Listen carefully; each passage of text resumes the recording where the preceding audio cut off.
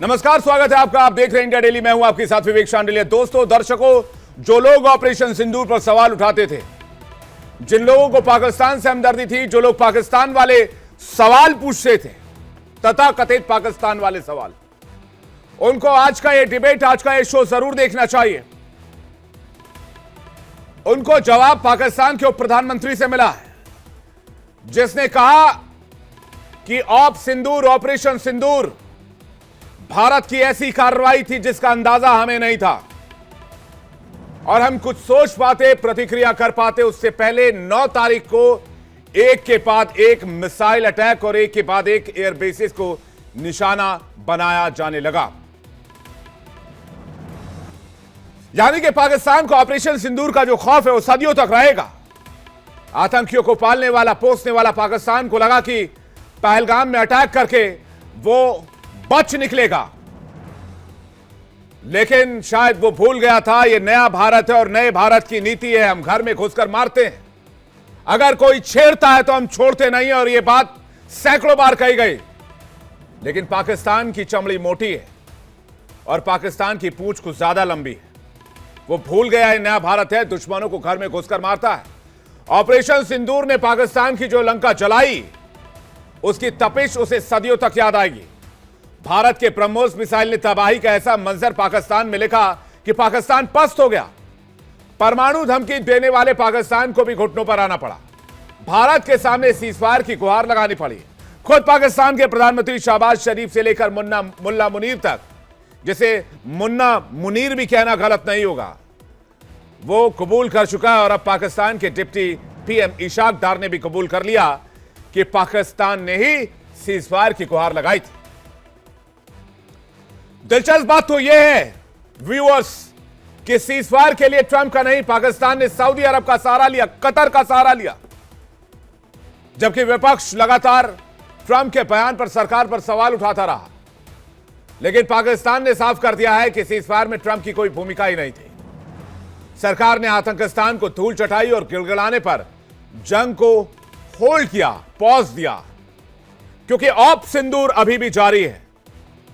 भारत सरकार ने साफ साफ कहा है, अगर भारत के नक्शे पर किसी भी तरह का आतंकी हमला दोबारा हुआ तो ऑप सिंदूर बंद नहीं हुआ है, ऑप सिंदूर चल रहा है। ऑपरेशन सिंदूर के तहत ही बदला लिया जाएगा। यानी अगर आतंकी हमला हुआ तो अगले दिन हमला होगा, डायरेक्ट। लेकिन विपक्ष सियासत करने से बाज नहीं आया। आज हम इसी मुद्दे पर मेहमानों से चर्चा करेंगे, लेकिन पहले आप इशाक डार का वो कबूलनामा सुनिए जिसने ट्रंप के दावों की धज्जियां उड़ाई। मुझे सऊदी प्रिंस फैसल साहब का फोन आया और उन्होंने मुझे वही बात की कि ब्रदर आई जस्ट अंडरस्टूड कि जी आपकी बात हुई है रूबियो से और am I authorize to talk to Jaishankar also and convey के you are ready there they stop. I say yes brother you can. और उन्होंने मुझे वापस फोन भी किया। प्रिंस फैसल ने को 20-25 में फोन किया कि मैंने जयशंकर साहब को यह कह दिया।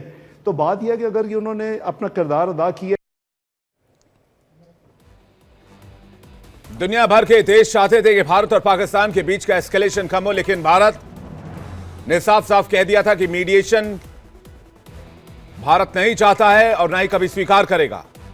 इसलिए सवाल यह, ट्रंप के फेक न्यूज पर अब कांग्रेस क्या कहेगी? पाकिस्तान के दावों को कांग्रेस कैसे झुटलाएगी? और क्या सीजफायर पर उठे सियासी बवंडर पर कांग्रेस से सवाल नहीं पूछे जाएंगे, विपक्ष से सवाल नहीं पूछे जाएंगे? बातचीत करने के लिए शुभेंदु शेखर अवस्थी, प्रवक्ता बीजेपी, हमारे साथ हैं। डॉक्टर शिवानंद हुलियालकर, प्रवक्ता कांग्रेस पार्टी, हमारे साथ हैं। कर्नल शरद शरण, डिफेंस एक्सपर्ट, हमारे साथ हैं। निवान शर्मा, प्रवक्ता आम आदमी पार्टी, हमारे साथ हैं। सौरभ दुबे, राजनीतिक विश्लेषक, हमारे साथ हैं। और राहुल लाल, राजनीतिक विश्लेषक, हमारे साथ हैं। आप सभी लोगों का बहुत बहुत स्वागत है। चूंकि इंतजार तो शिवानंद जी का हो रहा है, लेकिन शरद शरण जी से शुरुआत कर लेते हैं और राहुल लाल जी से शुरुआत कर लेते हैं। राहुल लाल जी, अब क्या कहेंगे आप? अब पाकिस्तान ने भी कह दिया है कि भाई हमने सऊदी के प्रिंस को बोला, हमने कतर से रिक्वेस्ट की कि अगर आप बात कर सकते हो तो बेशक बात कीजिए, हमने उनको ऑथराइज किया। विवेक जी, इस पूरे प्रकरण में कांग्रेस क्यों शर्मिंदा होगी और कांग्रेस का कौन सा पक्ष गलत हुआ, ये तो मुझे समझ में ही नहीं आ रहा है। कांग्रेस और तमाम विपक्ष तो ये चीज कह रही थी कि भारतीय सेना काफी आक्रामक ढंग से पाकिस्तान के ऊपर हमला कर रही थी। अचानक से सीज फायर क्यों हुआ, वो सीज फायर क्यों हुआ, यह सवाल बना हुआ था, और वो सवाल अभी भी भैया बना हुआ है। आप जो राहुल लाल जी मूड़ी नीचे सर पैर ऊपर करके दिन रात कहते थे ट्रंप ने सीज फायर करा दिया, अब क्या कहेंगे? ये बस कहना इसी बात को लेकर है, सवाल इसी बात को लेकर है। जी मेरी बात तो पूरी होने जाने दीजिए। देखिए विवेक जी, सवाल मुख्य रूप से विपक्ष ये उठा रहा था कि आखिर क्यों हुआ सीज फायर, और नंबर 1 सवाल। नंबर 2, जब भारतीय मीडिया में भारत सरकार ये चीज हम लोगों को बताती है कि आंखों में आंखें डालकर जो है कि मोदी जी ने जो है कि फोन पे 2 टूक ढंग से समझा दिया है ट्रंप को, उसके बावजूद ट्रंप की तरफ से ये बयान आता है, और वो क्या बयान आया वो हम लोगों ने सुना। ट्रंप ने फिर से 15वीं बार फिर से बोल दिया कि समझौता सीजफायर हमने करवाया है, ट्रेड डील कराने के लिए हम दबाव डाल रहे हैं।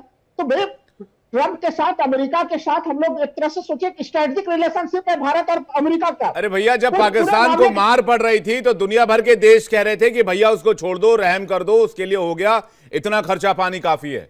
यही बात है ना, आप लोग जो है वो दाना पानी लेकर पीछे पड़ गए कि ट्रंप जी ने सीजफायर करा दिया, ट्रंप जी ने सीजफायर करा दिया।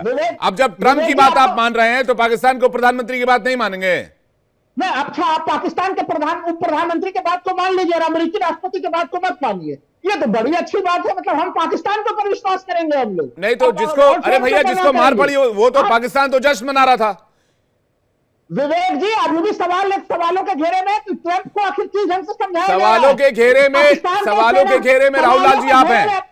मुझे एक बात बताइए, मुझे पाकिस्तान के कबूलनामे की बात मानेंगे कि नहीं मानेंगे? बस इतना बता दीजिए कि नहीं मानेंगे। पाकिस्तान का यह कबूलनामा तो हर भारतीय मानेगा कि भारतीय सेना ने बड़ी शानदार और जबरदस्त काम किया था, और 10 मई को सीजफायर नहीं होना चाहिए था, पाकिस्तान के 3 टुकड़े होने चाहिए। विपक्ष और पूरा कांग्रेस तमाम विपक्ष यही बात तो दोहरा रहा है, और कौन सी नई बात दोहरा रहा है? और अभी भी ट्रंप लगातार बोलते चले जा रहे हैं इस समय भी कि हमने, वो ट्रंप ये नहीं बोल रहे कि समझौता कराया, ट्रंप बोल रहे हमने धमकी देकर जो है कि दोनों को युद्ध रुकवाया। भैया आपने तो परमाणु शक्ति बनने दिया पाकिस्तान को, अब आप कह रहे उसके 3 टुकड़े कर देते। 71 में आपके पास मौका था, ना वो परमाणु शक्ति था, ना एटॉमिक पावर था, कुछ नहीं था। उसी समय पीओके वापस ले लेते, 93,000 सैनिकों के अदले बदली में शर्त रख देते, बात खत्म हो जाती। अब उसको आप लोगों ने एटॉमिक पावर बनने दिया, आप कहते उसके 3 टुकड़े कर दो। इतना आसान लगता है क्या? नहीं, T20 मैच चल रहा है क्या? 1971 में 2 टुकड़े हुए कि नहीं हुए? अरे 2 टुकड़े हुए तो मिला क्या उससे? अगर कांग्रेस ने 2 टुकड़े पहले ही से थे। अरे भाई साहब, 2 टुकड़े पहले ही से थे, एक पूर्वी पाकिस्तान, एक पश्चिमी पाकिस्तान, नाम ही तो बदला है। 2 टुकड़े क्या होता है? 2 टुकड़ा तो पहले ही था, एक इस तरफ था, एक उस तरफ था। कौन सा? तो आपका अगर इतना ही बस चलता तो आप उसको तोड़ के बलूचिस्तान और पाकिस्तान को अलग कर देते, फिर मैं मानता कि भाई राहुल लाल जी बड़ी अच्छी बात कर रहे हैं। पहले से नहीं थे, एक पूर्वी पाकिस्तान था, एक पश्चिमी पाकिस्तान। अरे तो नाम ही तो था सर, और क्या था? नहीं, आप पूर्वी पाकिस्तान वो टुकड़ों में बटा हुआ था ना, टुकड़ों में बटा हुआ था ना विवेक जी, भौगोलिक बटा हुआ था। और पाकिस्तान के लिए वहां तक सेना पहुंचाना बहुत मुश्किल है, क्योंकि 93% लैंडलॉक्ड कंट्री है बांग्लादेश, भारत की सीमा से लगता है। बात जो रियलिटी है उसको मानिए राहुल लाल भाई, मैं आपकी बहुत इज्जत करता हूं, मैं मानता हूं आपकी बहुत फैक्ट पर आप बात करते हैं। जी, आप वो बात पूरी करिए, फिर मैं जी विवेक जी, बीजेपी प्रवक्ता से मेरा एक सवाल जरूर पूछ लीजिए। शुभेंदु शेखर जी बैठे हुए, पूछ लीजिए। बस उनसे मैं एक छोटा सा सवाल है कि वो पाकिस्तान के उप प्रधानमंत्री पे ज्यादा भरोसा करते हैं, हाँ। अमेरिकी राष्ट्रपति ट्रंप पे ज्यादा भरोसा करते हैं, नंबर 1। हाँ। और नंबर 2, आज पाकिस्तान को अंतर्राष्ट्रीय स्तर पर जो इज्जत मिली है, मैं ये सवाल पूछूंगा कि पाकिस्तान के सेनाध्यक्ष को, उस गद्दार सेनाध्यक्ष को जो आतंकवाद की घटना फैलाता है, उसको ट्रंप अपने साथ बीजेपी से उन्होंने पूछा। मैं नहीं, शुभेंदु शेखर जी से एक सेकंड शुभेंदु शेखर जी इसका जवाब देंगे, फिर मैं आ रहा हूं आपके सौरभ दुबे जी। शुभेंदु शेखर जी। अरे राहुल लाल जी, मोदी जी का विरोध करते करते आप लोग देश का विरोध करने लगे हो, और अब तो लगता है पाकिस्तान का सपोर्ट करने लगे, और आपको शर्म भी नहीं आ रही आप लोगों को कि कितने बार आपको बताया जाए? आप सेना की बात मानोगे कि ट्रंप की बात सुनोगे? आप सेना का डीजीएमओ की बात, प्रेस कॉन्फ्रेंस सुनोगे कि पाकिस्तान की बात करोगे? और आप जब आपके मुंह पे कोई भी जवाब नहीं है, तब भी आप कुतर्क कर रहे हो। राहुल लाल जी, आप अपने आप से पूछना, क्या आपको जो लोग देख रहे हो उनसे पूछना कि आपके प्रश्नों के जवाब या आपके प्रश्न कितने सही थे। आपने कहा सरेंडर, नरेंद्र, अरे राहुल लाल जी, दुनिया नहीं भूलेगी, देश नहीं भूलेगा, बच्चे बच्चे नहीं भूलेंगे कि 55 साल में भी राहुल गांधी बचपन की बातें कर रहे हैं, बचपने की बातें कर रहे हैं। और एक बात और कहूंगा राहुल लाल जी, आप राजनीतिक पर्यवेक्षक हो गए, आपकी अपनी मजबूरियां हो सकती हैं, अब लगातार हम कई चैनलों पे मिलते हो, पर यह बात गलत है कि देश का विरोध करना, जब आप देश का विरोध करने लगोगे, कर रहे हो आप लोग, क्यों मोदी जी से इतनी घृणा क्यों है? अभी आप कह रहे थे सब बात के ऊपर, हम कोई भी टॉपिक को कनाडा में बुलाया नहीं गया, बुला लिया गया तो क्यों बाद में बुलाया गया, इतनी फेक न्यूज चलाओगे आप लोग, एक आदमी से कितना डरते हो आप लोग? मैं ये कहता हूं, इतना अच्छा इस देश के लिए और किसी देश के लिए भी युद्ध ठीक नहीं है। हमने सबसे पहले उनके आतंकी जो जगह थी उस पर हम लोगों ने अटैक किया, जब उन्होंने फायर करना चालू किया हमारे सभी जगहों पर, तो हमने अपनी मिसाइलें छोड़कर उनके सभी जगहों पर छोड़ा और उनकी एक भी मिसाइल हमने यहां आने नहीं दिया। ये भारत है, नया भारत है राकेश लाल जी। इस नए भारत में फिर से समझा दे रहा हूं कि छेड़ोगे तो छोड़ेंगे नहीं। नहीं, लेकिन ये सवाल वो ये पूछ रहे हैं कि बार बार इसमें डोनाल्ड ट्रंप उछल के कूद के क्यों घुस जा रहे हैं, वो किसी की और अपनी ये मर्जी उनका है, बयान ऐसा नहीं है कि कोई एक बार दिया गया, वो 12-13 बार सेम बात बोल चुके हैं। देखिए डोनाल्ड डंक कहते हैं ट्रंप साहब का जो स्टेटमेंट है वो आप देखिए कितने स्टेटमेंट दे रहे हैं, हर दिन के अंदर वो 20 स्टेटमेंट देते हैं। हर बात पे हमको क्यों रिएक्ट करना चाहिए? आपको अपने देश की सेना के ऊपर विश्वास नहीं है? सेना पर जो लोग जी। बोल रहे हैं, जो वहां का डीजीएमओ बोल रहा है भारत का, उस पर आपको सुनना चाहिए कि दुनिया के कौन नेता बोल रहे जी। हैं, क्या बोल रहे हैं, कैसा बोल रहे हैं, उस पर विश्वास करोगे आप। ठीक है शिवानंद जी, किस पे विश्वास करेंगे? ये बीजेपी प्रवक्ता इतना जोर जोर से जैसे कि वही खुद जाके लड़ रहे हैं। हमने कांग्रेस पार्टी इंडिया गठबंधन पूरी तरह से आदरणीय देश के प्रधानमंत्री मोदी सरकार 40 पार्टी लेके चल रहे हैं, उनको हम सपोर्ट आज भी है, कल भी। देश सर्वोपरि है, ये भूल गए क्या? कुछ भी बोल रहे इधर बैठ के, बकवास कौन सुनने आ रहे हैं इधर? सर दूसरी बात, डोनाल्ड ट्रंप के साथ इतना अगर डर नहीं है तो नरेंद्र मोदी पार्लियामेंट हाउस में हम रिक्वेस्ट किया, पार्लियामेंट हाउस लीजिए, जो भी है सच्चाई सामने आने तो। इतना डर रहे क्यों? सच्चाई अदानी को तो नहीं, अदानी को बचाने के लिए डोनाल्ड ट्रंप ने सौदा किया इन्होंने, मोदी साहब। ये नरेंद्र नहीं, नाम नरेंद्र, काम सरेंडर है। इनको दूध का दूध पानी का पानी। आज देखिए, आप ही देखिए कितना गोदी मीडिया ने, सर आपकी बात नहीं कर रहा हूँ संडल जी, ये लोगों ने कराची में अटैक किया, उधर जाके किया, इधर जाके किया। मैं इधर ये इतना ही पूछ रहा हूँ, 4 आतंकी आया किधर से, कितना आतंकी को मारा, वो लोग कहाँ गए, और उस बारे में कुछ भी नहीं बोल रहे। सिंदूर के नाम पे सौदा किया। आज भी मैं डंके के साथ बोलता हूँ, कोई भी किसी का स्टेटमेंट का हम भरोसा क्यों करना है? मैं मेरे देश के प्रधानमंत्री नरेंद्र मोदी, मेरा भी है, उनका भी है, 140 करोड़ जनता का मेरे को अभिमान है। नरेंद्र मोदी पार्लियामेंट हाउस लीजिए, जो भी है जयशंकर जी पूरी तरह से पार्लियामेंट हाउस लेके सब स्पेशल पार्लियामेंट हाउस। क्या जानना क्या चाहते हैं आप लोग? एक्चुअल क्या हुआ क्या नहीं, सच्चाई आके बोलिए ना, डर क्यों रहे? मोदी किसी भी ऑपरेशन के बारे में आपको क्यों बताया जाएगा? किसी भी जो सीक्रेट ऑपरेशन हुआ है, कोई भी रणनीति बनी है, उसको क्यों लीक किया जाएगा? उसको क्यों पॉलिटिकल डोमेन में डाला जाएगा? उसका 5 बेनिफिट आप मुझे बता दीजिए। बाकी डीजीएमओ ने सारी जानकारी दी है पब्लिक प्लेटफॉर्म की, हमने कितने जगह मारे, क्या जगह मारे, उसका बाकायदा तस्वीर जारी किया डीजीएमओ ने और आर्मी ने, सब कुछ बता दिया। आप क्या जानना चाह रहे हैं? आपकी पार्टी सिंगापुर में मिस्टर चौहान साहब ने, जो आर्मी के जो चीफ था, उन्होंने खुद बोला है कि हमारा 5 प्लेन गिरा दिया है। नहीं, ये गलत कोट कर रहे हैं आप। नहीं, उन्होंने कहा if there is war there are losses, ये लाइन थी उनकी। अगर जंग है तो नुकसान होता है। हाँ, होता है। मैं भी मानता हूँ सर। देखिए, आतंकवादी, कितना आतंकवादी मारा, क्या हुआ? मैं बोलता हूँ प्रेस को सब बाहर रखो। Cigarette Narendra Modi ji, LOP opposition leader तो राहुल गांधी जी है, उनको सब पार्टी को दलील लेके बस सर्वदलीय बैठक 2 बार बुलाया। भाई साहब, आर्मी ने सब बता ही दिया, तो मैं जानना चाह रहा हूं आप क्या जानना चाह रहे हैं? सौरभ दुबे कुछ कहना चाह रहे हैं? उसके बाद में निवान शर्मा जी और कर्नल शरद शरण आपके पास आ रहा हूं।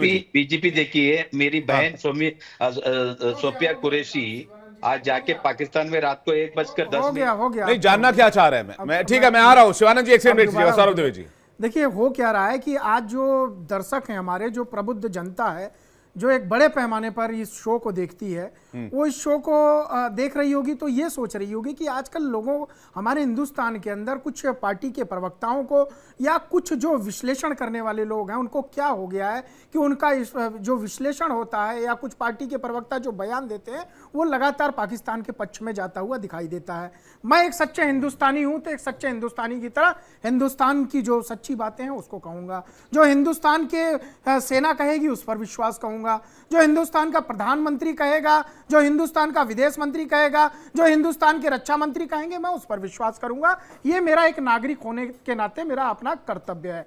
अब सबसे बड़ी बात की देखिए हो क्या रहा है, विपक्ष से सबसे बड़ी गलती क्या हो रही है, वो जल्दीबाजी में मोदी जी को कोसने के चक्कर में, प्रधानमंत्री का विरोध करने के चक्कर में लगातार देश विरोधी बातें कर रहे हैं। और माफियों की एक इतनी लंबी सूची हो गई है। अभी कल आपने देखा होगा, कल एक और माफी मांगी गई जल्दीबाजी में, जो है कांग्रेस के जो मीडिया प्रभारी हैं उन्होंने बोल कुछ और दिया और बाद में ट्वीट करके उसको माफी मांगी। तो मेरा मानना यह है कि जो एक विपक्ष है जिसके अंदर परिपक्वता की कमी लगातार दिखाई दे रही है, चाहे उनका मीडिया सेल हो, चाहे उनके प्रवक्ता हो और उस कांग्रेस पार्टी के विचारधारा से संबंधित लोग हों।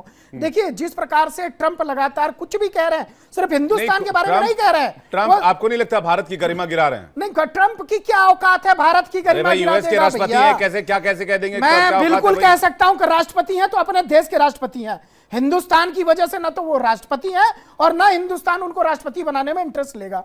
दूसरी बात यही किसी दूसरे देश से सम्मान मिलता है तो हम कहते हैं ना हमें भारत गौरवान्वित महसूस कर रहा है। नहीं तो गौरवान्वित महसूस करेगा ना, लेकिन जो भारत की खिलाफत करेगा हम उसकी क्या उसको सम्मानित करें। अगर भारत तो के बारे में हवा में जाने देंगे, कोई विवादित हवा में वो बोल ही रहे हैं भाई, सारा देश पूरा विश्व उनसे परेशान है। फ्रांस के राष्ट्रपति के बारे में उन्होंने क्या बोला, अभी उन्होंने रसिया के बारे में क्या बोला, उन्होंने चाइना के बारे में क्या बोला, जो कुछ बोल रहा है वो उसको पलट करके, मुझे लगता है कि उनकी जो मानसिक स्थिति है बहुत अच्छी नहीं दिखाई दे रही है। अमेरिका खुद उनसे परेशान है और एक उनसे जो बड़ा बिजनेस ग्रुप जुड़ा हुआ था, बड़े बिजनेसमैन जुड़े थे, आपने लगातार देखा कि अभी पिछले 10 दिनों में उनके ऊपर भाई साहब एक दो बार बोलता तो समझ में आता, भाई साहब बोले बोले जा रहे हैं, भारत 13 बार बोल चुके हैं। मोदी जी ने ऐसे कैसे बोलने देंगे? मोदी जी ने बात तो की उनसे आधे घंटे फोन पे और फिर उसके बाद तुरंत बयान आ गया आधे घंटे के बाद। भाई एक बात बताइए, अगर कोई पागल हो गया है तो उसके लिए आप क्या इलाज करेंगे? आप अमेरिका के राष्ट्रपति को पागल? बिल्कुल, हमारे लिए तो उस पागलपन वाला बयान है, हम तो उसको मानते ही नहीं। हम मानते हैं अपनी देश की सेना का बयान। और दुर्भाग्य है कि इस देश के अंदर हमारी इतनी सेना जिसपे हमें गर्व होना चाहिए, जिसके जो है प्रेस कॉन्फ्रेंस में सारा कुछ क्लियर कर दिया गया, विदेश मंत्री के द्वारा क्लियर कर दिया गया, उसके बाद हमें पाकिस्तान के लोगों से प्रमाण लेना पड़ रहा है। ये हमारे कांग्रेस जो विपक्षी पार्टियां हैं उनकी जो मैं जल्दी से शरद शरण जी, मैं तो कहता हूं शरण जी कि अभी भी विपक्ष की आंखें नहीं खुली। नमस्कार सर जी। शरद शरण जी, सवाल इस बात को लेकर है, आखिर कितने प्रूफ हमें और चाहिए? हमें लगातार इस बात के सबूत और संकेत मिले हैं कि पाकिस्तान को बहुत जबरदस्त नुकसान हुआ है और अब पाकिस्तान का ये चौथा 5वां कबूलनामा होगा। पहले शहबाज शरीफ ने किया, उसके बाद रक्षा मंत्री ने किया, अब वहां के डेप्यूटी प्राइम मिनिस्टर ने किया है। विवेक जी, सबसे पहले तो मेरा आपसे निवेदन है, मैं समाजवादी पार्टी का प्रवक्ता के तौर पे यहाँ बैठा हूँ जी, डिफेंस एक्सपोर्ट की तरफ नहीं। हालांकि मैं भी तुरंत ठीक करा लेता हूँ, मैं भी तुरंत ठीक करा लेता हूँ जी। हाँ। जी, जहां तक आप पाकिस्तान और हिंदुस्तान की बात कर रहे हैं, जब भी युद्ध होता है डायरेक्टली या इनडायरेक्टली, वहां पे क्या फायदे हुए, क्या स्टैंड है, किसका क्या नुकसान हुआ है, काफी हद तक स्थितियां क्लियर हो जाती हैं। हाँ, मैं यहाँ पे हम लोग जिस तरीके से इसको राजनीतिक बना रहे हैं तो स्वाभाविक है, लोकतंत्र में राजनीतिक होगा। ये भारतीय जनता पार्टी के साथी बहुत बढ़िया यहाँ भागवत पढ़ रहे थे, अभी कह रहे थे कि आप सब लोग पाकिस्तानी हो गए। जिसने कर्नल कुरैशी को पाकिस्तान की बहन बताया था वो जेल में गया क्या अभी तक? और एक इनके मंत्री जी हैं मध्य प्रदेश के, उन्होंने बोला है कि भारतीय सेना मोदी जी के चरणों में पड़ी है। तो थोड़ी भाषा मेरी अशिष्ट लग सकती है, लेकिन मैं आपको एक बात बता दूं, हम आर्मी के अंदर बोलते हैं Indian army is the last Citadel of democracy. जब इस देश में गृह युद्ध की हालत आ जाएगी तो सेना टेक ओवर करेगी और देश के लोकतंत्र को बचाएगी। अगर आप ये उम्मीद रखते हैं कि भारतीय सेना किसी नेता के चरणों में पड़ जाए तो स्वाभाविक है जो ये सिंबल और राजतंत्र की बातें कर रहे हैं उसको स्थापित करना चाहते हैं, तो मैं इनको बता दूं, भारतीय सेना को किसी की गुलामी इस लोकतंत्र में करा सके किसी भी नेता, चाहे वो किसी भी ये तरह का उसका ये औकात, मध्य प्रदेश के डिप्टी सीएम का नहीं बयान आया था, प्रोफेशनल आउटफिट। क्या बयान था? भारतीय सेना पे इस तरीके की बात कही गई है, वो मंत्री अभी जेल में क्यों नहीं? क्या भारतीय जनता पार्टी ने उनको जेल भेजा? एक सेकंड, आप एक तरफ भारतीय सेना का अपमान कर रहे हैं, ये सौरभ दुबे नहीं, जी उन्होंने कहा था कि भारतीय सेना जो है वो प्रधानमंत्री के चरणों में है, जितना आप और विचलित उसके हो रहे हैं बाद ना, उन्होंने कहा था मेरे बयान को RSS तोड़ना का पेश किया गया। एक सेकंड रुक जाइए, उनकी बात पूरी होनी चाहिए, उनका मैं मंगवाता हूं, अभी तुरंत मंगवाता हूं। मेरी बात रुक जाइए। समाप्त होने दीजिए। मध्य प्रदेश के सौरभ जी डिप्टी को सीएम का थोड़ा बयान एक दीजिएगा पीसीआर प्लीज। ब्लड प्रेशर की अगर आपको टैबलेट चाहिए बयान तो दीजिए, मैं दिलवा दूंगा। आप रुक जाइए एक करेंगे सेकंड, अपने समय कर्नल में शरद बात शरण को एक बार बोलने दीजिए, कर्नल शरद शरण को एक बार बोलने दीजिए। एक सेकंड, एक सेकंड प्लीज, एक सेकंड रुक जाइए। हाँ, और ये उंगली मत उठाइए, आप लोग बस उंगलियां उठा सकते हो। भारतीय सेना लड़ती है सरहद पे जाके, आप लोग तो यहाँ बस नाचते हो। मैं उस बयान को डंके की चोट पे कह रहा हूं, आप गलत कह रहे हैं। आप सुनवाइए उस बयान को। ठीक है, और एक सेकंड, एक सेकंड, एक बात सेकंड। करो, जब आपका नंबर आए तब अपनी बात कहिएगा। तो आप जनता थोड़ा और धीरे सेना देख का के टीवी पे अपमान नहीं बैठिए, कर सकते। वरना आप अपने बाथरूम में शीशे के आगे भाषण दिया करिए। अरे भैया सुनिए, अभी भाषण वाली सुनिए। बात नहीं है। अरे आप बोलने सेना में दीजिए रहे हो, प्रभु। सेना का एक एक अपमान करके है। एक एक करके सौरभ द्विवेदी जी बात पूरी होनी चाहिए। राम थोड़ा गोपाल धीरे यादव जी, रखिए। अरे भाई साहब बात पूरी होनी चाहिए, निवान शर्मा काफी देर से वेट कर रहे हैं। सौरभ द्विवेदी एक सेकंड में, एक सेकंड उनको पूरा करने चुप दीजिए। कराइए प्लीज। मैं ऐसे डिबेट नहीं करता। We should have some discipline here. अपने अपने टाइम पे बोलिए, आई गॉट नो प्रॉब्लम। साहब चाहे जो बोले। ठीक है, वो सवाल उन तक चला गया, ठीक है, उनका उन तक चला गया। बोलिए जी। शरद शरण जी। अभी ये सौरभ दुबे जी की बात कर लेता हूं। ये कह रहे थे कि हम अपने डिफेंस मिनिस्टर की मानेंगे, प्राइम मिनिस्टर की मानेंगे, सेना की मानेंगे, या यहाँ पे कांग्रेस और विपक्ष के प्रवक्ताओं की मानेंगे। तो जो डोकलाम की घटना हुई है, मैं आपके माध्यम से दर्शकों को बताना चाहूंगा कि लोकसभा में पहले दिन प्राइम मिनिस्टर ने लोकसभा के अंदर बोला था, ना कोई घुसा है, ना किसी को घुसने देंगे। और अगले दिन डिफेंस मिनिस्टर राजनाथ सिंह, अगले दिन the next very day in the Lok Sabha he accepted this कि चाइना हमारे क्षेत्र में आया है। और मैं फौजी हूं तो मैं इनको बताना चाहूंगा कि 22 में से 7 पॉइंट पेट्रोलिंग पॉइंट अभी भी चाइना के कब्जे में है, और हम 23 बार वाइड कॉन्फ्रेंसेस कर चुके हैं चाइना के साथ, हम उसको वापस नहीं ले पाए। तो इनको बोलिए गांव में जाके भागवत सुनाएं। जो इस चैनल पे पढ़े लिखे लोग हैं वो इनकी स्थितियों को बहुत अच्छी तरह से जानते। अब हम वापस आ जाते हैं अमेरिका के मुद्दे। सीडीएस ने सिंगापुर में जो बयान दिया है वो दुर्भाग्य से बहुत गलत हुआ। हमारे देश के सीडीएस को देश के बाहर जाके किसी यूरोपियन या अमेरिकन मीडिया को पहली बात बयान नहीं देना चाहिए। दूसरा बात, जितने ऊंचे स्तर के वो अधिकारी हैं, बिना सरकार की अनुमति के और बिना सरकार के निर्देश के वो फॉरेन की किसी मीडिया को एड्रेस नहीं करेंगे। तीसरी बात, उन्होंने जब नुकसान की बात आई तो उन्होंने कहा ये इंपॉर्टेंट नहीं है कि नुकसान हुआ है, इंपॉर्टेंट ये है कि नुकसान होने के बाद हमने 24 घंटे और 48 घंटे में क्या करेक्टिव एक्शंस लिए हैं। तो मैं ये भी कहना चाहूंगा, नुकसान को एक्सेप्ट करने में कोई शर्म नहीं आनी चाहिए, क्योंकि युद्ध होगा तो हथियार बर्बाद होंगे, लोग मारे जाएंगे, हवाई जहाज गिरेंगे। अच्छा, रामगोपाल जी ने जो सेना के लिए जाति सूचक शब्दों का इस्तेमाल किया था, उस पर क्या कहेंगे? एक सवाल जल्दी से, निवान जी काफी देर से वेट कर रहे हैं। रामगोपाल जी ने सेना के लिए जाति सूचक शब्दों का इस्तेमाल किया, जिसके खिलाफ हमारे देश में बहुत सख्त कानून है। क्या समाजवादी पार्टी ने कोई कार्रवाई की? ये टॉपिक से इतर है, चूंकि आपने वो सवाल डाले तो मैं आपसे पूछ रहा हूं। विवेक जी बहुत धीरे से मेरा जवाब सुनिए। मैं आपके पैनल पे सभी लोगों और देश की जनता को आपके माध्यम से बताना चाहूंगा, भारतीय सेना एकमात्र संगठन है पूरे हिंदुस्तान में जहां जाति के हिसाब से वैकेंसी निकल के जातिवार भर्ती होती है। बाकी सभी जगह पर जनरल। अब इसको थोड़ा क्लियर कीजिए ना, एक सेकंड, बीच में परेशान कर रहे हैं। इसको थोड़ा सा क्लियर कीजिए। जवाब आ जाने दीजिए, मैं आपके हर सवाल का जवाब। इसको थोड़ा क्लियर कीजिएगा। की भर्ती, ईडब्ल्यूएस की भर्ती, ओबीसी की भर्ती और एसटी एसटी की भर्ती संविधान के आरक्षण के तहत होती है, लेकिन भारतीय सेना में जाति के हिसाब से वैकेंसी निकली है। कितना यादव भर्ती होगा, कितना ब्राह्मण भर्ती होगा, कितना ठाकुर भर्ती होगा, इस तरह से वैकेंसी सिर्फ भारतीय सेना में निकलती है। राम गोपाल जी ने सिर्फ ये सवाल पूछा था कि कर्नल कुरैशी सिर्फ मुसलमान होने के नाते अगर पाकिस्तान की बहन घोषित कर दी गई हैं, तो अगर मालूम होता कि डीजीएमओ साहब अहीर हैं तो उनको भी येद मुल्ला बोल दिया होता ना। नहीं किसी नहीं, 2 रुपए के उन्होंने फॉर्म उन्होंने वाली व्योमिका फौज सिंह दे। को लेकर कहा था, नहीं वो दूसरा, उन्होंने दूसरे शब्द का इस्तेमाल किया था जो उसके भी टेलीविजन जवाब पर ले नहीं कर लीजिए। सकते। अब और उसके जो भी बात जवाब आपने ले कही है लीजिए। कि भाई उन्होंने जाति कहा के था हिसाब कि से अगर हायरिंग लोगों होती है, को मैं पता निवान होता शर्मा जी के पास जा रहा हूं, उसके बाद व्योमिका मैं सिंह दलित हैं, शुभेंदु जी के पास तो आ रहा हूं। उनपे भी सवाल उठा दिया गया होता। नहीं, अब बात क्योंकि देखिए, इस देश दिक्कत यही में है कि दलित बात को घूम फिर घोड़े के पे जो है वो चढ़ना सरहद और की इस तरफ आ मूछें जाती है। रखना समाज बर्दाश्त दुश्मन नहीं हमारा करता। पाकिस्तान है। ये उन्होंने देश की एक्चुअल हालात और बता दी। कर्नल साहब, शरद शरण जी, बुरा मत मानिएगा, लेकिन पाकिस्तान के सवालों को ही इस देश में पूछा गया। कितने फाइटर जेट मार गिराए गए पाकिस्तान ने, काम ने 5 मार गिराए। निवान शर्मा जी कुछ कहना चाह रहे हैं? बहुत देर से वेट करें निवान शर्मा जी, उसके बाद बाकी मेहमानों का चाह रहा हूं। निवान शर्मा जी। देखिए, मैं बहुत धैर्य से सुन रहा था और मेरा ये मानना है कि जब हमारी नेशनल सिक्योरिटी और हमारे देश की बात आती है तो पार्टीबाजी बहुत छोटी रह जाती है। कोई भी बिल्कुल। नेता बहुत छोटा रह जाता है। सबसे ऊपर होता है हमारे देश की सेना और हमारा राष्ट्रीय का जो हमारा एक नेशनल फीलिंग है वो सबसे ऊपर होती है। हमारा ये मानना है, हम इस मुद्दे में कतई ही राजनीति नहीं करना चाहते, लेकिन एक बहुत दुर्भाग्यपूर्ण है कि जिस तरह से ये दोनों बीजेपी और कांग्रेस इसको राजनीतिक मुद्दा और राजनीतिक रोटियां सेकने की कोशिश कर रही है, हम इसमें भागीदारी नहीं करना चाहते। हमारा ये स्पष्ट ये कहना है कि ऐसा कोई भी सवाल इस समय नहीं होना चाहिए, चाहे सत्ता से हो चाहे किसी भी चीज से हो, जिससे सेना का मनोबल टूटे। अगर ये पूछा जाता है कि कितने जहाज गिरे ये बताएं, तो इससे क्या फायदा होने वाला है हमारे देश का?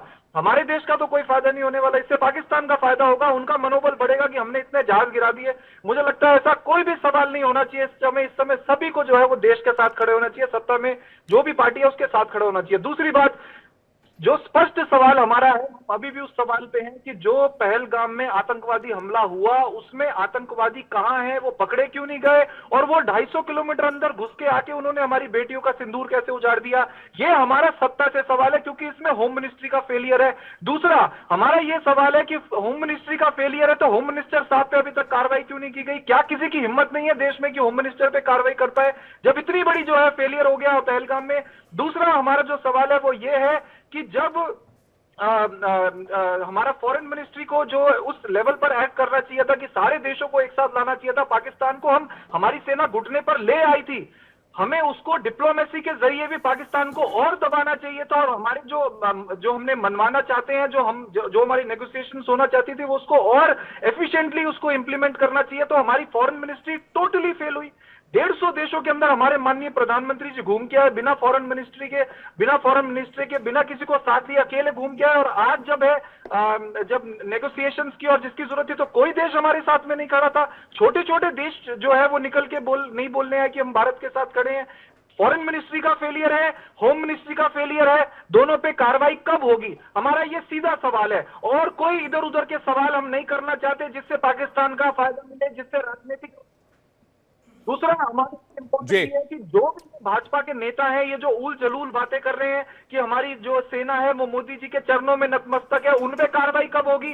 एक इनका नेता ये बोलता है कि जो हमारी सैनिक बहन है वो पाकिस्तान आतंकवादियों की बहन है, उस पे कब कार्रवाई होगी? सीधे स्पष्ट सवाल है, इसके अलावा हमारा कोई सवाल नहीं है। बीजेपी से स्टेट सवाल है, स्टेट में।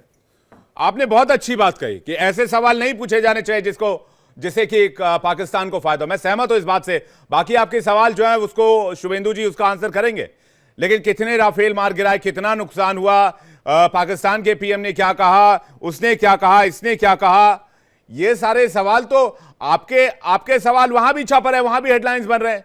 भाई जब आप राफेल का छोटा सा नमूना बनाकर उसमें नींबू मिर्ची लटका के जब झुलाते हो तो यह मजाक तो पाकिस्तान के हेडलाइन बनता है। और यहां बड़े गर्व से कहा जाता है, सीना चौड़ा करके कहा जाता है कि भाई आपने जो राफेल मंगवाया था और राजनाथ जी ने नींबू मिर्ची लटकाया था, क्या नींबू मिर्ची लटकाने के लिए था? ये इस तरह से जो है ताकत को बार बार, भारतीय सेना के शौर्य को बार बार चुनौती देना और क्वेश्चन करना, क्या ये ठीक है? ये सवाल आपका जायज है। मैं सवाल कांग्रेस के और बाकी सहयोगियों के पास पर लेकर जाऊंगा, लेकिन उसके बाद का जो सवाल है आतंकी हमलों और बाकी चीजों को लेकर, उस पर शुभेंदु जी आपका आंसर करेंगे। शुभेंदु जी देखिए, ये जितना विपक्ष है, चाहे कैसा भी विपक्ष है, ये हमको आके कहता है कि आप जो भी करोगे हम आपके साथ हैं, और हर दिन क्वेश्चन पूछता है, हर दिन। निवान शर्मा जी ने भी कहा कि हमको प्रश्न नहीं पूछने चाहिए, और इसके बाद भी उन्होंने प्रश्न पूछ लिया कि छोटे छोटे देश दूसरे के साथ थे, आपके साथ क्यों नहीं थे? कल यही इनका स्टेटमेंट पाकिस्तान वाला चलाएगा, कहेगा कि भारत के साथ तो कोई देश ही नहीं था। शांत नहीं रह सकते ये लोग। सबसे पहले जिस दिन पहलगांव के ऊपर हमला हुआ, उस समय पर राहुल गांधी जी के, प्रियंका जी के जीजा जी ने कहा कि यह हमला इसलिए हुआ कि भारत में हिंदुत्व ज्यादा हो गया। उन्होंने आज तक माफी नहीं मांगी। राहुल गांधी, प्रियंका जी ने कोई भी माफी नहीं मांगी।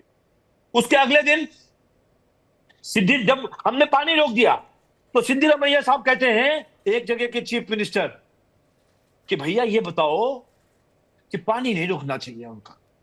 नहीं, पानी मत रोको, बड़ा दिक्कत हो जाएगा, पानी क्यों रोक रहे हो, शिमला समझौता क्यों खत्म कर रहे हो? तब भी शर्म नहीं आई इनको। उसके बाद क्या हुआ और सुनिए। उसके बाद जयराम रमेश कहते हैं, साहब युद्ध नहीं होना चाहिए, नो वार, नो वार। जयराम रमेश जी का स्टेटमेंट है, सिद्धरामैया जी का स्टेटमेंट है। फिर इनका एक चीफ मिनिस्टर कहता है, कितने राफेल गिरे, जवाब दीजिए। और इसके बाद यही नहीं रुके ये लोग, पता नहीं क्या क्या प्रश्न पूछते रहे अलग अलग समय पर, कभी सरेंडर, कभी नरेंद्र, कभी क्या क्या। मेरे को लगता है कि ये एक तरफ तो कहते हैं हम आपके साथ हैं और एक तरफ पाकिस्तान के साथ खड़े हो जाते हैं। मैं फिर कहता हूं शिवानंद आपको कि आपको जो प्रश्न पूछ रहे हैं, जितनी प्रश्न पूछ रहे हैं, आपने कभी बताया क्या प्रश्न पूछना है? आपको सब प्रश्नों का जवाब प्रेस कॉन्फ्रेंस में सेना के द्वारा दिया गया है। आपको अपनी सेना पे भरोसा नहीं है। जी, जब आपको अपनी सेना पे भरोसा नहीं है तो पाकिस्तानी सेना के पे भरोसा है। और सुनिए, मैं एक और बात कहता हूं। हमारे एक सपा के प्रवक्ता, जिनको मैं डिफेंस प्रवक्ता समझ रहा था, गलती से वो मेरी गलती थी जो मैं उनको डिफेंस प्रवक्ता समझ गया, आरएस दनाब, जिस डिप्टी चीफ मिनिस्टर ने ये बात कही थी कर्नल कुरैशी के लिए, उसके बाद उन्होंने माफी मांगी थी और कई बार चैनलों पर भारतीय जनता पार्टी के प्रवक्ताओं ने भी माफी मांगी है। रामपाल जी के तरफ से आप माफी अभी मांग के जाइएगा, अभी माफी मांग के जाइएगा कि राम गोपाल जी ने जो कहा था वो गलत कहा था। यहां से आप निकल नहीं पाओगे, क्योंकि आप विपक्ष का, सुनो सुनो सुनो सुनो, बात कहना जरूर कहना, विपक्ष का ये मतलब नहीं है कि आप पाकिस्तान के साथ खड़े हो जाओ। और ये जनता देख रही है, जमीन पे चले गए हैं, बिल्कुल जमीन पे कांग्रेस और सपा भी साथ में, कुछ नहीं है। उसके बावजूद ये अपने को खत्म, मैं कह रहा हूं, बार बार कह रहा हूं कि कल 55 साल के हो गए थे राहुल गांधी जी, हमने भी उनको बधाई दी और साथ में ये भी लिखा कि 55 के हो गए हो, बचपना छोड़ दो। तो ये बात ठीक है, मैं जल्दी शिवानंद जी और शरद शर्मा जी के पास जा रहा हूं। शिवानंद जी। जी, संडल सर, बीजेपी प्रवक्ता जैसे ऐसे ये कर रहे, नरेंद्र मोदी बिना बताए बिरयानी पाकिस्तान खाने के लिए, कांग्रेस ने नहीं बोला भाई, इंडिया गठबंधन नहीं बोला। हाँ, जाके बिरयानी खा के बर्थडे का केक खा के आया। हाँ, 2019 में नरेंद्र मोदी शपथ विधि के टाइम पाकिस्तान के प्राइम मिनिस्टर को चीफ गेस्ट क्यों बुलाया? शर्म नहीं आते? हाँ, दूसरी बात, अक्षरधाम का अटैक देखो, पहलगाम का अटैक देखो, इसके पहले पार्लियामेंट हाउस पे अटैक देखो। हाँ, महीने 26 में हमारा सका मामा होम मिनिस्टर था शिवराज पाल चाकोरकर, उन्होंने रिजाइन दिया। अमित शाह जी ने क्यों नहीं रिजाइन दिया? हम पूछना चाहते हैं, अमित शाह जी तुरंत रिजाइन दीजिए। विजय शाह को शर्म आना चाहिए। सौम्या कुरैशी मेरी बहन है, शौमिका सिंह, ये दोनों बहनें ने मिलके जैसे फातिमा शेख और सावित्रीबाई फुले जैसे काम किया है, शर्म आना चाहिए। तुम्हारे मिनिस्टर को जेल में अंदर होना चाहिए। बीजेपी इतना तो कार्रवाई तो किया है क्या? डिप्टी चीफ मिनिस्टर बोलते हैं पूरा आर्मी पंतप्रधान चरणों में है, शर्म आना चाहिए। नरेंद्र मोदी आर्मी का ड्रेस डाल के फोटो खींचते, बड़े बड़े होल्डर लगाते, 2014 से लेके 2025 तक। पहलगाम अटैक देखो, हाँ, इसके पहले पार्लियामेंट। अच्छा, एक बात बताइएगा शिवानंद भाई, पठानकोट का अटैक देखिए सर। मोदी जी पाकिस्तान गए थे तो दुनिया को आतंकवादी छोड़ा जी। 4 आतंकवादी कहां पकड़े गए? सिंदूर गिरवी रखा है। शिवानंद भाई, मोदी जी पाकिस्तान गए तो दुनिया को पता चल गया था, आपको भी पता चला।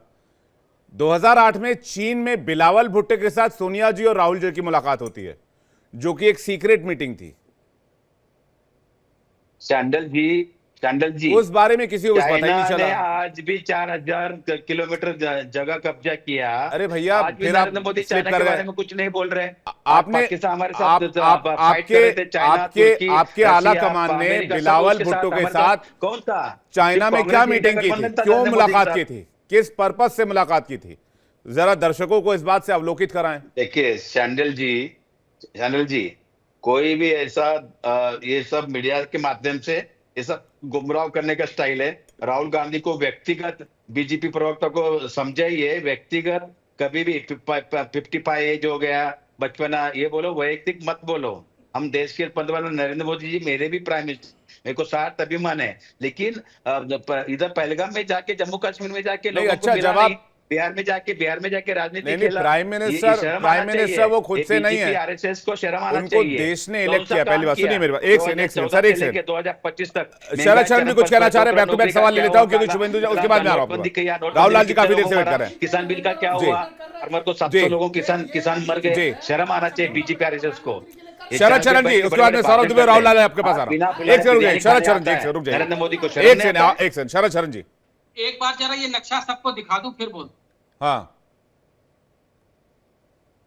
लोकसभा चुनाव के पहले संघ वाले सब जगह दिखा रहे थे, अफगानिस्तान को भी मिला लेंगे, पाकिस्तान को भी मिला लेंगे, बांग्लादेश को भी मिला लेंगे। तो गलियों में लोग मजाक में बोलते थे चाइना को भी मिला लो, कभी मुसलमान प्रधानमंत्री बना रहेगा, कभी बुद्धिस्ट बनता रहेगा। और ये लोग कहते हैं कि कोई छेड़ेगा तो उसको छेड़ेंगे नहीं, और वो बोलता है कि हमको माफ कर दीजिए, तो ये बोलते हैं चलो ठीक है, अखंड भारत का प्रोग्राम कैंसिल और पीओके का भी प्रोग्राम कैंसिल, आगे जब दोबारा मूड बनेगा तब पीओके पे बात करेंगे।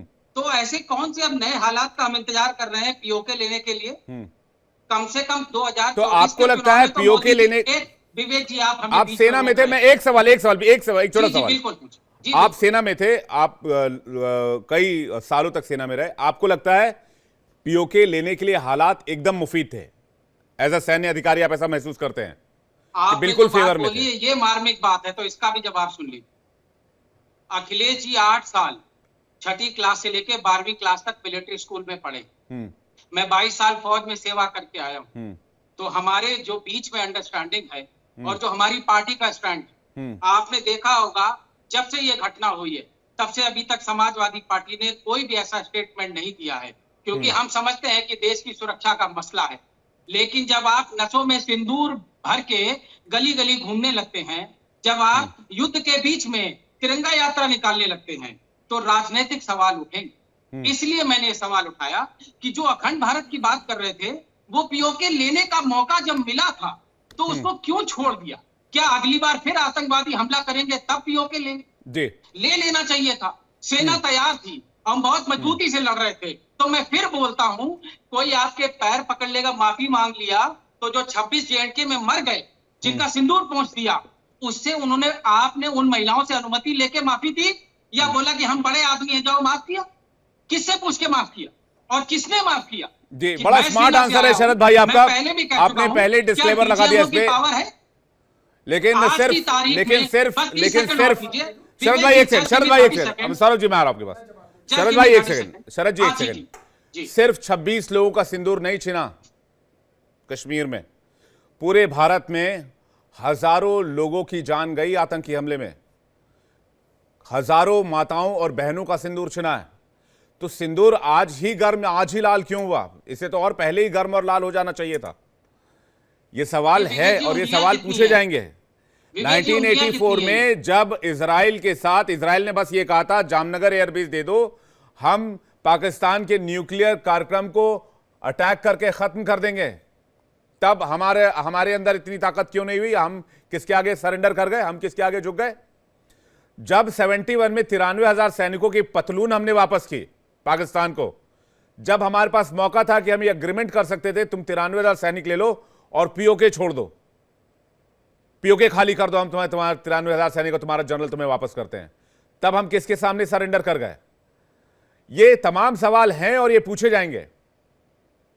विवेक जी, उंगलियां कितनी है ये? मैं माफी चाहता हूं, बस ऐसे आदतपूर्ण पूछ रहा हूं। नहीं, आप बता दीजिए कितनी है। मेरे हिसाब से तो 3 ही है, मैंने जहां तक पढ़ाई की है। जी बिल्कुल, आपने सही गैस किया। मैं 3 टेन्योर जेएनके में कर चुका हूं और मैं एक इन्फेंट्री का सोल्जर हूं। हम लोग मिलिटेंट को दांत से काटते भी हैं, तो स्वाभाविक है मैंने भी अपने जीवन में कुछ किया होगा। एक लिमिट तक उसको रख लेता हूं, उसके आगे नहीं बोलूंगी। तो कम से कम 142 करोड़ जनता की जनमानस की आतंकवाद के प्रति क्या भावना है, उसमें पसीना और खून दे के आया हूं, तो अच्छी तरह से समझता हूं। इसमें कम से कम मुझे कोई शक नहीं।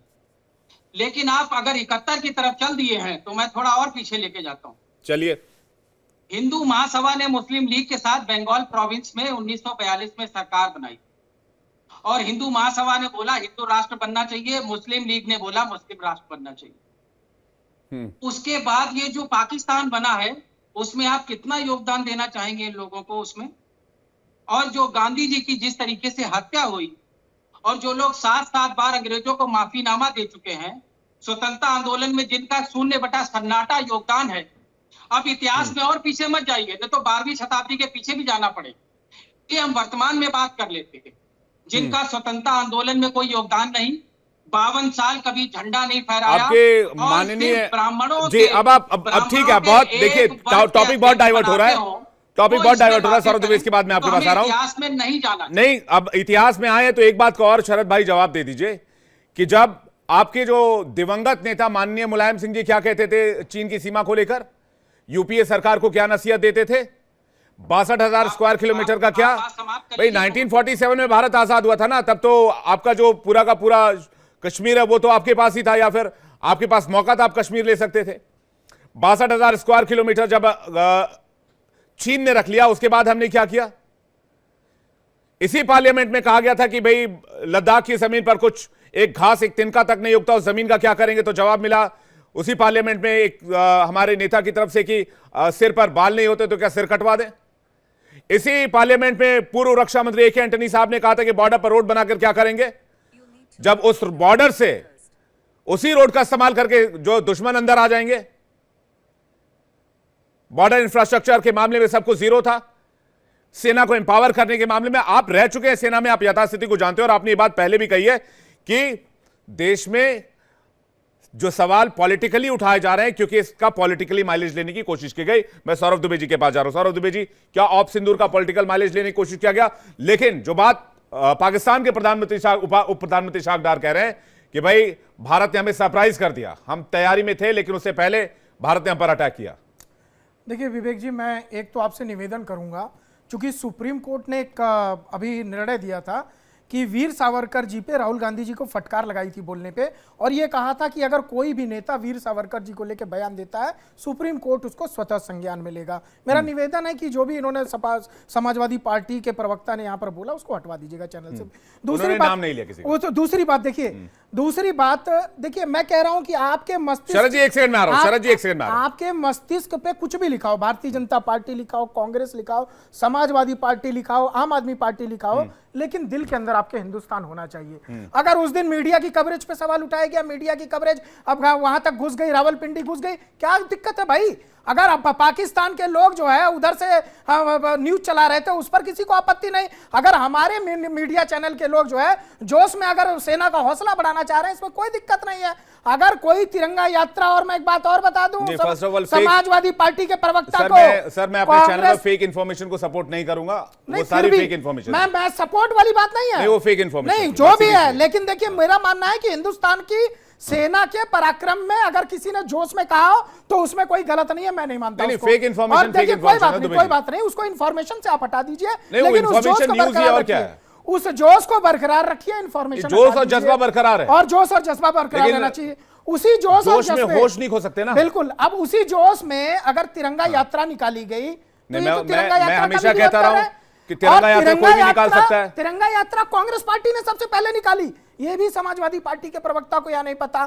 तीसरी बात देखिए कि जिस प्रकार से स्पष्ट तौर पे बार बार ये कहा जाता है कि फलाने मंत्री ने भाजपा के ये बोला, लगातार उनका विरोध हुआ, भारतीय जनता पार्टी के प्रवक्ताओं ने विरोध किया, उनसे कहा कि उन्होंने गलत बोला, और एक्शन क्या हुआ? एक्शन, कोर्ट का एक्शन चल रहा है उनके ऊपर, उनके बाद पार्टी उनके ऊपर एक्शन लेगी। लेकिन जो समाजवादी पार्टी के प्रवक्ता ने, वहां पर नेता ने, बड़े नेता, वरिष्ठ नेता, इतना घटिया, इतना निंदनीय और सेना को अपमानित करने वाली बात कही, इसके लिए क्या उनके ऊपर कोई कार्रवाई? राहुल लाल जी और निवान जी के पास क्या पार्टी से उनको निकाला गया? ठीक है, राहुल लाल जी, जाति सूचक सब, शिवानंद जी एक सेकंड, राहुल लाल जी जल्दी से, राहुल लाल जी काफी देर से वेट कर रहे हैं, कार्रवाई की, मुझे राहुल लाल जी काफी देर से वेट कर रहे हैं। एक सेकंड विवेक जी मैं एक चीज कहूंगा, एक सेकंड राहुल लाल जी, एक सेकंड राहुल लाल जी बोलिए। हाँ विवेक जी, भारतीय सेना काफी मजबूत है। मुझे तो हंसी आ रही कि भारतीय सेना को उत्साह बढ़ाने के लिए फेक न्यूज की जरूरत कब से पड़ने लग गई। मतलब फेक न्यूज जब भारतीय चैनल चलाएंगे फिर भारतीय सेना का हौसला बुलंद होगा। एक चीज मैं कह दूं विवेक जी, जो पूरे अभी तक डिबेट में मैं सुन रहा हूं, जिसके ऊपर मेरी बड़ी सख्त आपत्ति है, विपक्ष के लोगों के जो सवाल, सरकार से सवाल विपक्ष क्यों पूछता है? उत्तरदायित्व का निर्वहन करने के लिए, कि सरकार सही ढंग से जब उत्तरदायित्व का निर्वहन नहीं करती है सरकार तो का वैसे कौन सरकार विपक्ष वाले- क्रियान्वयन जो है सरकार का वो सही तरीके से हो जी। बिल्कुल क्रियान्वयन सही तरीके से हो। अब आप बताइए, सेना का काम बहुत शानदार रहा है। विपक्ष ने कब कहा कि सेना ने शानदार काम नहीं कहा? विपक्ष का सवाल और मेरा सवाल आपके कार्यक्रम में मैं लगातार आ रहा हूं, हम लोगों का सवाल लगातार बना हुआ कितने है राफेल विदेश मारे मंत्रालय से। कि हमारे कितने राफेल गिरे, ये आप लोगों का सवाल था। यही पाकिस्तान का है। नहीं, सुन लीजिए। देखिए, वो सवाल कब आया था? जब एस जयशंकर ने बयान दिया कि हमने पहले सूचना देकर हमने कार्रवाई की थी। जब वो बयान की स्थिति आई तो फिर विपक्ष की चिंता हुई कि कहीं हमारे पूर्व सूचना का पाकिस्तान ने भैया दुरुपयोग तो नहीं किया। 1991 में ये समझौता सवाल हुआ था। था कि आप लोग जब सेना का मूवमेंट करेंगे तो एक दूसरे से जानकारी आदान प्रदान करेंगे। विवेक जी, एक तो समझौते विवेक इतने जी कर देखिए। रखे हैं आप लोग, बाद में उस समझौता से पलटी मार देते हैं। भैया विवेक जी इतने देखिए। साइन मारे थे, काहे इतना साइन मार दिया राहुल लाल भाई? विवेक जी देखिए, मुख्य आप देखिए, अभी विषय से फिर भटकाना चाह रहे हैं ना। मैं सरकारी को पाकिस्तान- जाना चाह रहा हूं, मैं पहले जाना चाह रहा हूं। विवेक जी मैं- एक बार मेरी बात पूरी हो जाए, क्योंकि बहुत सारे हमले हुए हैं मेरे ऊपर। कर लीजिए, मैं कर उसका लीजिए। उत्तर दे दूं, कर लीजिए फिर आप सर। पूछ लीजिएगा। राहुल लाल जी कर लीजिए। मैं कह रहा हूं कि देखिए, सेना ने शानदार काम किया, बिल्कुल। लेकिन विदेश मंत्रालय की भूमिका क्या है? एक आप छाता सोचिए आप कि ऐसे खोलते हैं, बार-बार सेना ने शानदार काम किया, वो छाता खुल जाता है उसके नीचे। राहुल लाल जी नहीं, आप उस- देख, तो उसके- एक नहीं, अम्ब्रेला उसके आपका नीचे नहीं। आज सेना ने शानदार काम किया, उस अम्ब्रेला के नीचे बस उसके बाद गर्व बारिश है। में आराम से मजे लेते हैं आप। नहीं, सेना के ऊपर गर्व है, एकदम गर्व है हमारी सेना के ऊपर। लेकिन देखिए, फिर छाता सवाल खुल तो ये गया। पूछा जाएगा ना, 2008 के में जब 5 पे हमला हुआ था, उसके बाद पाकिस्तान पूरे दुनिया में अलग थलग हुआ था। विवेक जी, आप तो वरिष्ठ पत्रकार हैं, आपको लग रहा है कि पाकिस्तान मैं- और दुनिया में सर, अलग मैं- थलग आपको दिखाई दे रहा है? सर देखिए, राहुल गांधी जी युवा नेता है तो मैं भी युवा पत्रकार हुआ ना। राहुल मैं- गांधी जी मैं युवा आज नेता, ये राहुल गांधी जी सवाल आप कर रहा लोग वरिष्ठ नेता, मैं तो अभी बिल्कुल यंग हूं, एकदम बांका नौजवान, ठीक है। बांका युवा नौजवान के पत्रकार। रूप में मैं तो ये कह रहा हूं कि देखिए, जी। आज पाकिस्तान की अहमियत कैसे बनी हुई है कि आज वो ट्रंप उनको दावत दे रहे हैं। कभी भी व्हाइट हाउस में किसी सेनाध्यक्ष सर को ये तो सम्मान नहीं मिला है। पाकिस्तान, मैं ये ब्लेसिंग इन डिस्गाइज कहता हूं। आप मेरा एंगल देखिए इसमें कि भाई पाकिस्तान की तो पोल खोल कर रख दी डोनाल्ड ट्रंप ने। मेरा एंगल ये है कि भाई जो देश खुद को विवेक जी। लोकतांत्रिक देश कहता है, जहां elected prime minister, elected president है, उसको साइड करके डोनाल्ड ट्रंप असीम मुनीर को बुलाते, आओ भाई विवेक बातचीत जी, करो हमसे। विवेक जी, ये तो पूरे- पाकिस्तान की विवेक जी, मट्टी पूरे पलीत दुनिया हो गई को राहुल पता लाल है। जी। ये विवेक जी, पाकिस्तान की पूरे दुनिया फजीयत को हो पता गई। है। विवेक जी, पूरे दुनिया को पता है कि पाकिस्तान में लोकतंत्र जो है दिखावे वाली स्थिति की है। लेकिन आज रूस पाकिस्तान के समर्थन में, चीन पाकिस्तान के समर्थन में, अमेरिका पाकिस्तान के समर्थन में भारतीय विदेश नीति पे बहुत बड़े सुधार की जरूरत है। अगर विपक्ष ये सवाल पूछ रहा है, ये नहीं, पाकिस्तान चीन का और सवाल अमेरिका तो है। कि एक सेकंड भारत का रुकिए सवाल है। राहुल, एक सेकंड, सौरभ दुबे जी एक सेकंड, सौरभ दुबे जी एक सेकंड, मैं जल्दी से, निवान जी काफी देर से वेट कर रहे हैं। मेरा छूट गया था, एक तो 20 सेकंड का। हाँ जल्दी पूछिए प्लीज। 26/11 की जब घटना हुई थी, हाँ। क्या ये कांग्रेसियों की, समाजवादी पार्टियों के, आपियों की, इनकी आत्मा मर गई थी उस समय? उस समय हमला करके क्यों नहीं किया? उस समय पाकिस्तान के 3 टुकड़े क्यों नहीं किए? उस समय क्यों यासीन मलिक को उसके बाद बिरयानी खिलाई गई? आपने चू से चा तक नहीं किया। इतने हमारे ठीक है, नागरिक मारे ठीक है, गए ठीक है। मुंबई एक के अंदर। सवाल इतना लंबा थोड़ी होता है। एक ही सवाल आपने बोला था, 1 मिनट ले लिया आप। राहुल लाल जी जल्दी से, उसका निवान शर्मा जी। 26/11 के बाद कई सारे सर्जिकल और एयर स्ट्राइक हुए थे भारतीय सेना की तरफ से। तमाम सेना के पूर्व लोग और सेना के अधिकारी बता रहे कैसे मुंह तोड़ जवाब दिया था। सेना ने भी जवाब दिया था और हमारे विदेश नीति मंत्रालय की तरफ से भी जवाब मिला था। पाकिस्तान, सौरभ जी, पूरे दुनिया में अलग थलग हो गया था। यही तो गंभीर सवाल जी ठीक है, निवान शर्मा जी, 26/11 के 2 साल के बाद पाकिस्तान को कितने करोड़ रुपए दिए गए? जब पाकिस्तान बाढ़ से ग्रसित था, पाकिस्तान भूखा मर रहा था, भारत ने कितने करोड़ रुपए दिए थे 2010 में? कुछ याद है आपको? देखिए, डेटा याद है? देखिए, मैं थोड़ा सा आपसे निवान जी डिफर कुछ कहना करना चाह रहे हैं। चाहता निवान जी प्लीज। हाँ मैं थोड़ा सा आपसे इस चीज में डिफर करना चाहता हूँ। मेरा ये मानना है कि चाहे 1971 हो, चाहे 1999 हो, चाहे अभी हो, हमारी सेना ने कभी भी सरेंडर नहीं किया। ये जो दोनों पार्टियों में होड़ लगी है कि तुम्हारे समय में सरेंडर हुआ, तुम्हारे समय में सरेंडर हुआ, मुझे लगता है बिल्कुल। ये गलत है। हमारी सेना ने हमेशा मैं पूरी तरह सहमत हूं निवान भाई आपसे। हैं हमेशा। तो जी। इस पे दोनों पार्टियां अपनी पार्टी को बड़ा करना चाहती हैं, अपने नेताओं को बड़ा करना चाहती हैं, सब कर रही हैं। मुझे ये लगता है कि बीजेपी लगातार सेना के ऑपरेशन को वोटों के लिए इस्तेमाल करती आई है और कर रही है। कैसे खुलेआम पुलवामा के नाम पे वोट मांगे गए थे, जबकि वहां के गवर्नर साहब ने कहा था कि ये हमारी अपनी मिस्टेक थी जिससे ये हुआ। दूसरी बात, आज तक जो है पता नहीं लगा कि 450 किलो आरडीएक्स कहां से आया था, कैसे सड़कों पे फ्रीली मूवमेंट कर रही थी। तो ये तो सैक करना चाहिए इन लोगों लोगों को। ये लोग अपनी गलती मानने के बजाय उसके नाम पे वोट मांगते हैं। ये वो लोग हैं जो सेना की ड्रेस पहनकर जो है होर्डिंग लगवाते हैं और उस पे वोट मांगते हैं। कैसे खुले मन से ये कहा गया था कि अगर आप फर्स्ट टाइमर वोटर हैं तो क्या पुलवामा के शहीदों के नाम पे वोट दे सकते हैं? क्या इस मामले में इस मामले में एफआईआर दर्ज नहीं होनी चाहिए थी? खुलेआम जो है सेना के नाम पे वोट मांगे जा रहे हैं हमारे देश में। आज जो है ये लोग रैलियां कर रहे हैं, बिहार के अंदर चुनाव है, ऑल पार्टी मीटिंग छोड़ के बिहार की रैलियां कर रहे हैं ये लोग। आप बताइए, ये टोटली पॉलिटिकली माइंडसेट के लोग हैं जिनको केवल राजनीति से और वोटों से मतलब है, ना हमारी सेना से मतलब है, ना हमारी इंटरनल सिक्योरिटी से मतलब है। अगर इनको मतलब होता तो सबसे पहले होम मिनिस्टर साहब पे कार्रवाई होती, जिनके फेलियर की वजह से पहलगाम के अंदर 250 किलोमीटर अंदर भारत के अंदर अटैक हो गया, 26 लोगों को बेरहमी से मारा गया। आज तक वो बिहार के अंदर बोलते हमें वोट देना। जी, एक एक करके दिल्ली से आपका बोरा बिस्तरा बांध दिया। आपके चैनल पे क्लियरली ये माना गया कि जो एक बहुत फनी वाकया अभी मैंने आपके चैनल पे सुना, कहा गया कि सेना का मनोबल बढ़ेगा, टीवी चैनल पे फेक न्यूज चलेगी। आपके चैनल पे जब भी ये माना गया कि ये लोग फेक न्यूज चलाते हैं, तो ये फेक न्यूज का घर है। ये लोग जनता के बीच में फेक न्यूज फैलाते हैं। और इन माननीय को मैं बताना चाहता हूँ कि जब सेना जो है बॉर्डर पे लड़ रही होती है, वो बैठ के टेलीविजन नहीं देख रही होती आपकी। जी ठीक है, शुभेंदु शेखर जी इसका जवाब चाहेंगे। शुभेंदु शेखर जी कहते सेना के नाम पर, पाकिस्तान पर कार्रवाई सेना करती है लेकिन वोट सेना के नाम पर मांगा जाता है। जी, इंदिरा गांधी जी 71 में और इसके पहले ये सब कांग्रेस के लोग चिल्ला चिल्ला के कह रहे थे कि बांग्लादेश बनाने वाले हमारे